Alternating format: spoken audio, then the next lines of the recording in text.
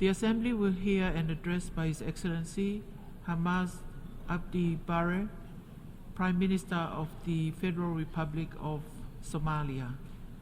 I request protocol to escort His Excellency and invite him to address the Assembly.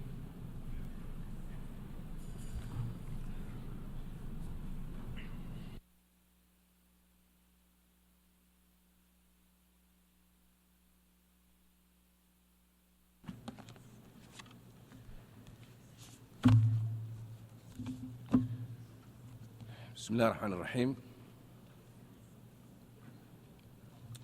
Your Excellency Philemon Yang, President of the 79th session of the United Nations General Assembly, Excellencies, Heads of State and Government, distinguished guests, distinguished representatives, ladies and gentlemen, Assalamu alaikum wa rahmatullahi wa barakatuh. Allow me to begin by congratulating you, Mr. President, on your election as President of the 79th session of the United Nations General Assembly. Please be assured of Somalia's full cooperation as you undertake the responsibilities entrusted upon you during your tenure. I would also like to take this opportunity to thank your predecessor, His Excellency Denis France, for the successful presidency of the last session. Mr. President, this session of the General Assembly convenes amid a rising number of global challenges, from escalating transnational conflicts and humanitarian crises to the existential threats of climate change and growing economic inequalities. This resonates profoundly for our theme of this year, leaving no one behind, acting together for the advancement of peace, sustainable development, and human dignity for present and future generations. In the spirit of our unity and shared responsibility, we must confront the persistent and escalating conflicts that continue to cause immense human suffering and destabilize entire regions. Today, we are facing with crises that test our collective conscience and our commitment to peace. In Sudan, the conflict has escalated into severe humanitarian crisis, displacing millions and ravaging communities. Civilians endure indiscriminate violence and widespread gender-based assaults. We urgently call for immediate cessation of hostilities, the protection of civilians, and adherence to the international humanitarian law. It is crucial to ensure safe, unrestricted access for humanitarian aid and to foster inclusive dialogue that respects the rights and aspirations of all Sudanese people. In Gaza, the situation has reached catastrophic levels, driven by the persistent blockade and relentless cycles of violence that have created one of the most severe humanitarian disasters of our time. Despite the senseless killing of tens of thousands of men, women, and children since last October, over 2 million Palestinians are trapped in open-air prison, where access to basic goods, services, and medical care is severely restricted. Children in Gaza have particularly suffered the most, with the many enduring unimaginable trauma, malnutrition, and lack of access to education and health care. They live under constant fear as their homes, schools, and hospitals are repeatedly targeted and destroyed.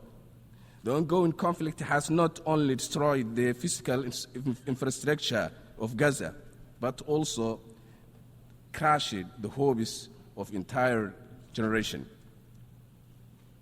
The world cannot continue to turn a blind eye on this gross injustice and the continuous violations of international law by the Israeli government.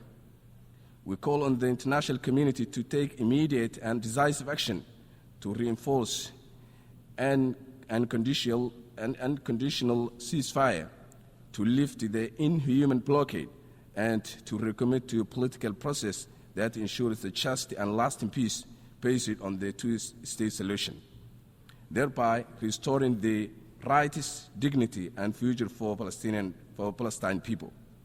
In Ukraine, the war now in its third year has inflicted a devastating toll on civilians, destroying homes and critical infrastructure and leaving millions without essential services. The legacy of trauma and displacement will affect generations. We urgently call for an immediate cessation of hostilities, a ceasefire, and adherence to international humanitarian and human rights law, including avoiding attacks on civilians, critical infrastructure, and nuclear facilities. It is essential to open channels for dialogue and achieve the lasting political settlement. The international community must act swiftly to prevent further escalation and support efforts for peace. Mr. President, while international crises demand our attention, we must not overlook regional threats that directly challenge national sovereignty and stability. Somalia currently faces a serious threat from Ethiopia's recent actions, which flagrantly violate our territorial integrity. Ethiopia's attempts to annex parts of Somalia under the guise of securing sea access are both unlawful and unnecessary. Somali ports have always been accessible for Ethiopia's legitimate commercial activities, reflecting our commitment to regional trade and cooperation. However, Ethiopia's aggressive maneuvers, including its controversial agreement with one of our regional administration, undermines Somali sovereignty and embolden secessionist movements threatening our national unity. These actions not only sow division at the time when Somalia is striving for peace and cohesion, but also serve as propaganda for terrorist groups like Al-Shabaab, who exploit Ethiopia's provocations to recruit and radicalize vulnerable individuals. Such destabilized behavior poses a significant risk to the security and stability of the entire Horn of Africa. Somalia asserts its sovereign rights to defend its territorial integrity and calls on Ethiopia to cease its provocations and adhere to the international law. We urge the international community to stand with Somalia in condemning these violations and upholding the principles of international sovereignty and territorial integrity, which are the cornerstones of international peace and security. Regional stability depends on mutual respect for these principles, and Ethiopia must be held accountable for actions that threaten to destabilize the Horn of Africa. Mr. President, while the conflict may capture the headlines, we must not lose sight of other pressing global challenges that demand our immediate attention and collective action. Somalia's experience underscores the importance of sustainable funding for peacekeeping.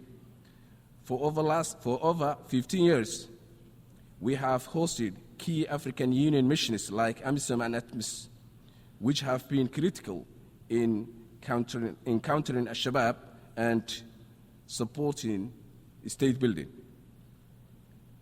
As the new mission, AUSM takes over with a focus of counterterrorism and capacity building. Its success depends on reliable funding. Peacekeeping is about creating lasting stability, not just maintaining peace, and we urge the international community to support innovative funding solutions to ensure these missions fulfill their vital roles. Mr. President, climate change is a global crisis that touches every life and every community. but nowhere is its impact more deeply felt than in vulnerable nations like Somalia.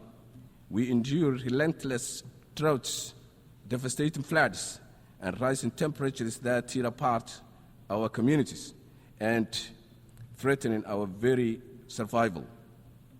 While the recent COP28 conference made important strides with the creation of a loss and damage fund and the commitment is to expand renewable energy, there remains a significant challenge accessing these funds.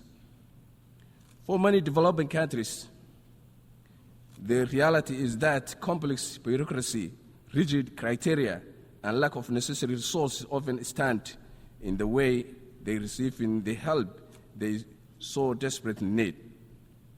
It is not just about making promises, it is about ensuring that those promises can reach the people who need them most.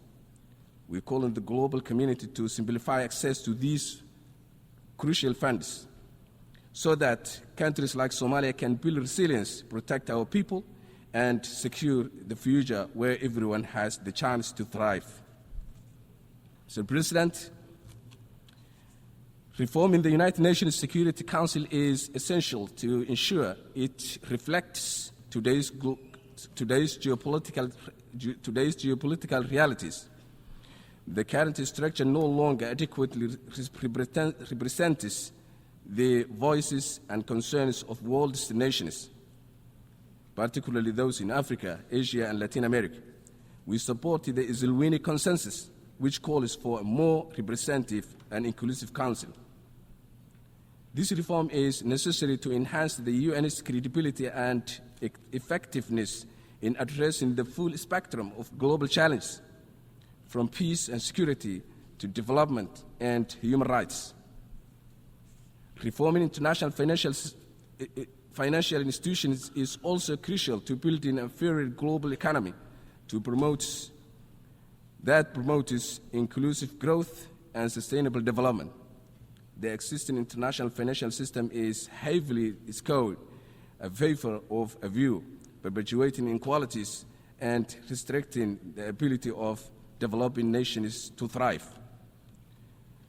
We call for reforms that make these institutions more accountable, transparent, and responsive to the needs of the world's poorest and the most vulnerable. Mr. President, achieving the Sustainable Development Goals is not an ambitious, it is a necessary. It is a necessity. With only 6 years left, the world is far behind on our collective promise to end poverty, protect our planet, and ensure peace and prosperity for all by 2030. We must urgently renew our commitment by increasing funding, creating innovative partnerships, and focusing on reaching the most vulnerable. As Somalia takes its seat on the UN Security Council, we stand ready to work with all nations to address these challenges, strengthen cooperation, and promote multilateralism, and build a world where no one is left behind. Mr. President, Excellencies, ladies and gentlemen, Somalia has come a long way on its journey toward stability and development. This past year has been particularly significant, marked by critical milestones that signal Somalia's rising trajectory. We have successfully completed the debt relief process, allowing us to reclaim our economic sovereignty and integrate into a global financial system.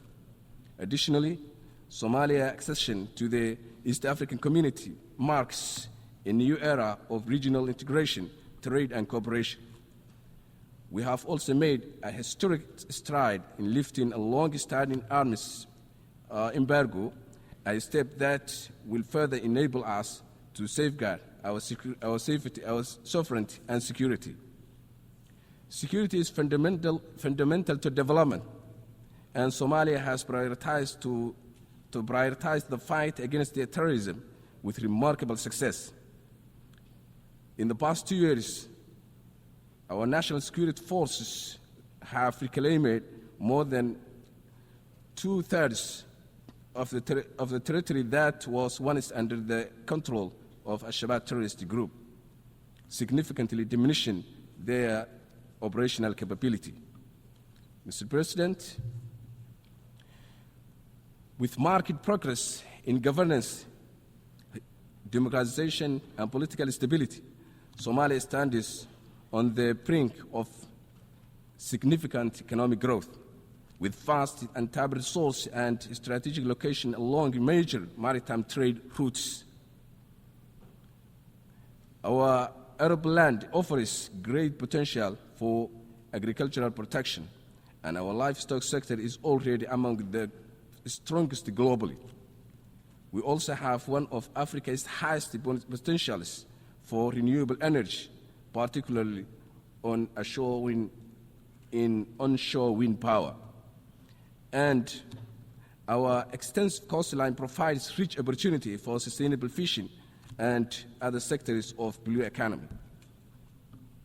To capitalize on these assets, we are drafting a national transformation plan that outlines our vision for leveraging our resources to achieve stability, self-reliance, and prosperity. And we welcome international investment and cooperation to help us realize this potential, integrate into the global economy, and contribute to regional peace and stability through strong partnerships. Mr. President, as we look ahead, Somalia is determined to be defined not by the hardships of its past, but by the possibilities of its future.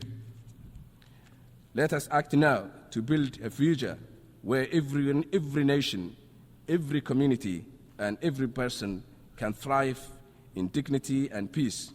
I thank you for your attention.